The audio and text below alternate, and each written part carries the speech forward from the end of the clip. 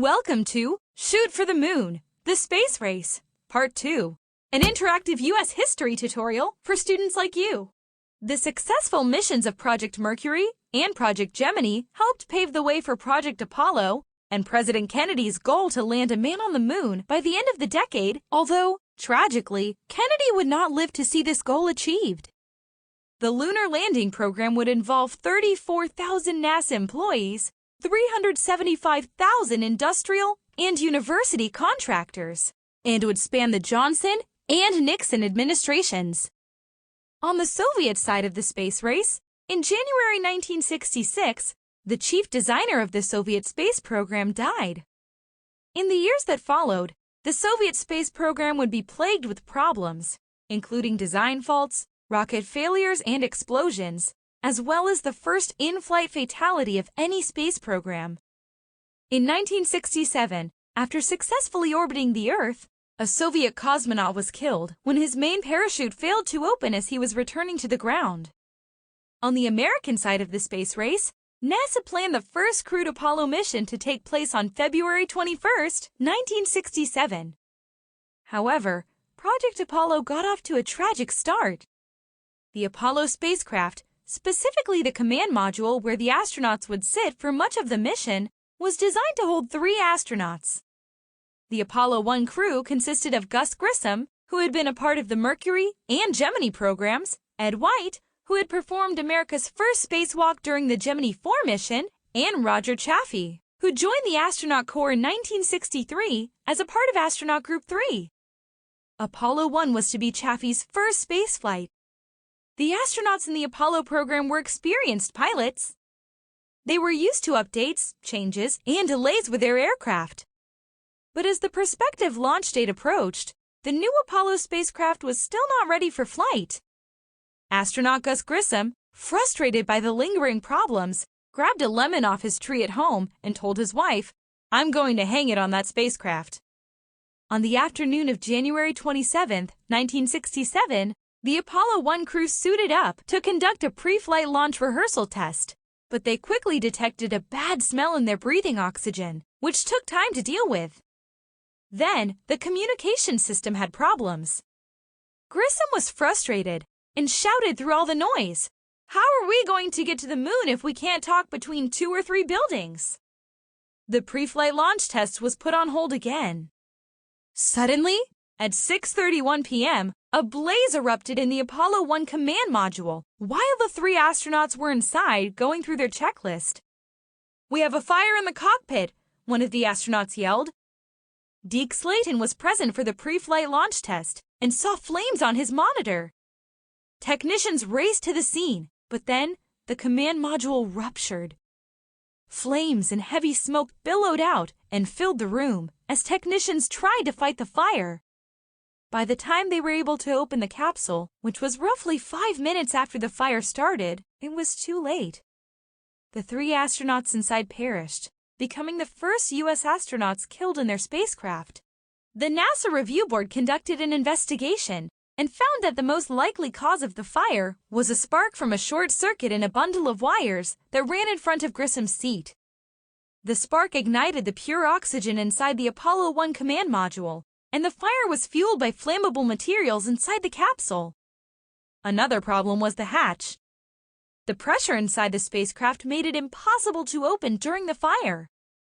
It would take more than 18 months and significant redesigns to the Apollo spacecraft before NASA would attempt to send more astronauts into space.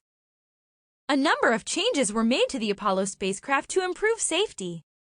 Ground tests would no longer be conducted in a pure oxygen environment. Instead, a nitrogen-oxygen mixture would be used. Flammable materials inside the cabin were removed and replaced with flame-retardant items. The crew's flight suits were changed from nylon to beta cloth, which is non-flammable. The hatch door was redesigned so that it would open outward and in seconds if the crew needed to get out in a hurry. Astronaut Charlie Duke stated, "The fire made NASA personnel more aware and focused on quality control. The improvements in safety would allow NASA to complete the rest of the Apollo missions without losing any more astronauts." Quoting astronaut Gus Grissom, "The conquest of space is worth the risk of life." the Apollo missions would continue. Before we examine some of Apollo's human-piloted missions, let's take a closer look at the type of spacecraft that the astronauts would use. In order to explain this, we'll get some assistance from NASA and the website How Stuff Works. Starting with Apollo 8, human-piloted Apollo spacecraft were launched into space by a Saturn V rocket. The Saturn V was about the height of a 36-story building, taller than the Statue of Liberty. When fueled and ready for liftoff, it weighed roughly 6.2 million pounds. The Saturn V rocket was made of 3 stages. The first stage lifted the rocket off the launch pad, and the second stage carried the Apollo spacecraft almost into Earth's orbit. The third stage placed the spacecraft into Earth's orbit and then pushed it toward the moon. The Apollo spacecraft was a 3-part craft that consisted of the command module, or CM, the service module, or SM, and the lunar module, or LIM. The command module consisted of the crew's quarters and the flight control section. The capsule was bigger than what was used in the Mercury and Gemini programs. It had room for 3 astronauts, and they even had a little room to move around. The astronauts would sit in the command module for most of a mission. The service module included the propulsion and support systems. For most of a mission's flight, the service module and command module remained connected together. As such, they're often referred to as a single entity, the CSM. The command module would be given its own unique radio call sign, or nickname. Names would include Gumdrop, Charlie Brown, and Odyssey, among others. The third part of the spacecraft consisted of the lunar module, or LEM. It was actually a separate, small craft that the astronauts would use to travel to the surface of the moon.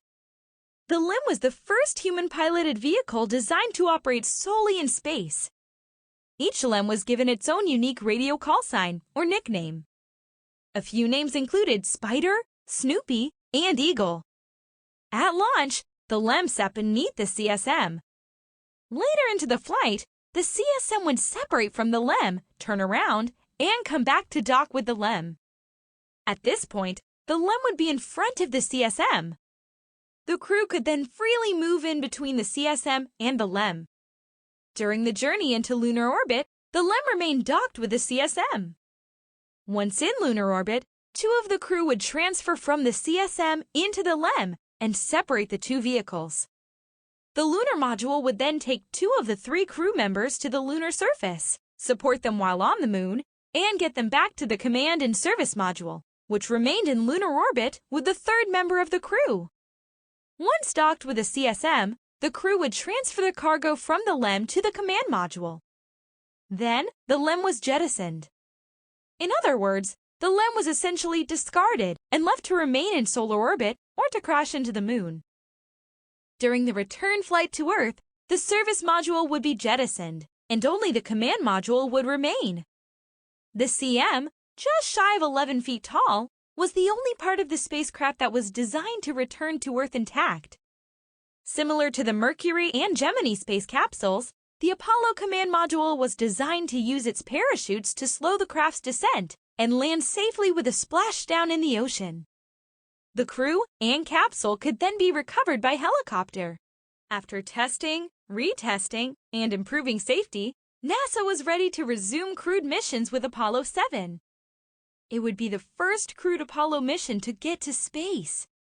Apollo 7 launched on October 11, 1968, with astronauts Don Isley, Wally Schirra, and Walt Cunningham.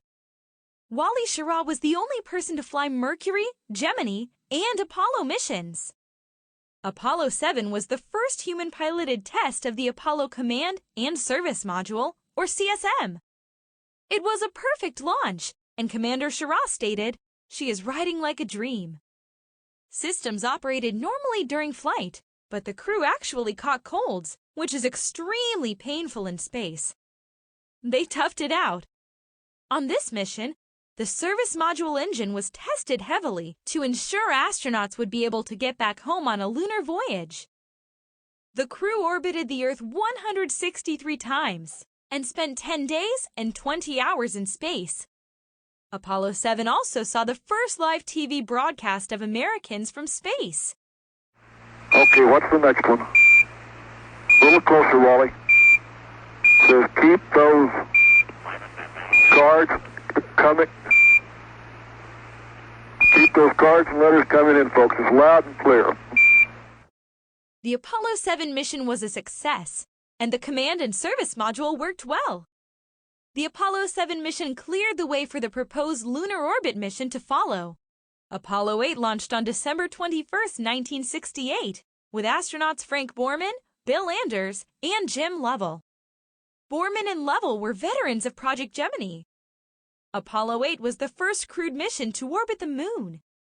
These three astronauts became the first humans to leave Earth's orbit and make the roughly 240,000-mile journey to the moon, which took 3 days. A main objective of this mission was to view how the crew, the CSM, and the support facilities worked together, and to ensure the spacecraft would be able to enter and leave lunar orbit without problems. During this mission, the Apollo 8 astronauts were the first humans to see the far side of the moon with their own eyes as they passed around it. This mission also became famous for the Earthrise image taken by Anders as the CSM traveled above the lunar surface. The image gave all of humanity a new perspective on its home planet. 6 telecasts were also broadcast worldwide during the mission. Viewers were able to watch the first live TV coverage of the lunar surface. Apollo 8 orbited the moon 10 times on Christmas Eve. On Christmas Eve, broadcasting back to Earth, the crew read verses from the first chapter of Genesis in the Bible. They closed their broadcast with this. And from the crew of Apollo 8, we close with good night, good luck, a Merry Christmas, and God bless all of you on the good Earth.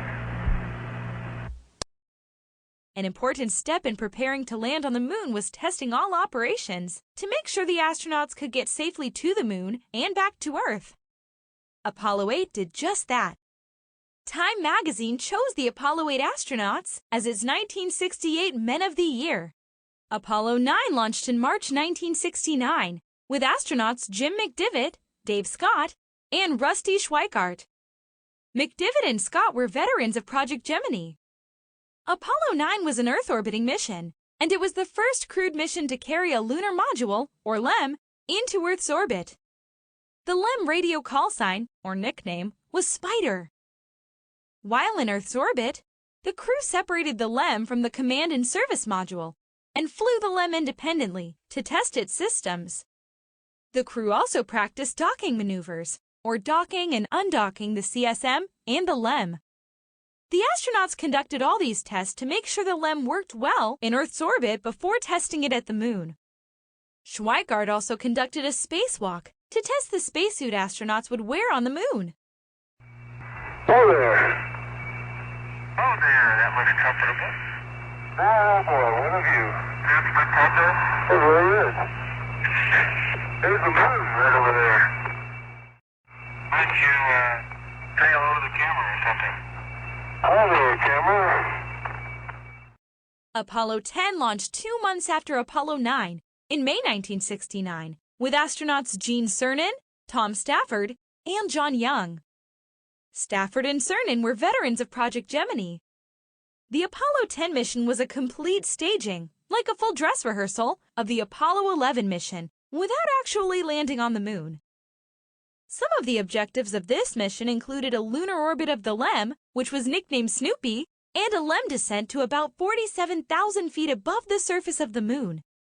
Can you imagine being that close to the moon and not being able to land on it?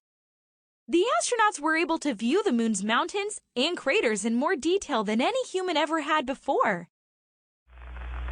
Also, Charlie, looks like we're getting so close, all we have to do is put the sail hook down and we're there. Hey, and I tell you, we are low. We are close, babe. This is like it, and it really looks pretty smooth down there, surprisingly enough. While in the LEM, Stafford and Cernan made passes over the future Apollo 11 landing site. The astronauts in the LEM eventually ascended and conducted a successful docking with the CSM, which was nicknamed Charlie Brown. Stafford reported back to Earth. Hello, Houston. Soupy and Charlie Brown are hugging each other. Throughout the mission, 19 television transmissions were conducted back to Earth in color, and they provided the best exposure yet to spacecraft activities, as well as amazing views of the Earth and the Moon. Upon the conclusion of its mission, Apollo 10 made a successful return to Earth. With everything working well, NASA was a go for the lunar mission of Apollo 11.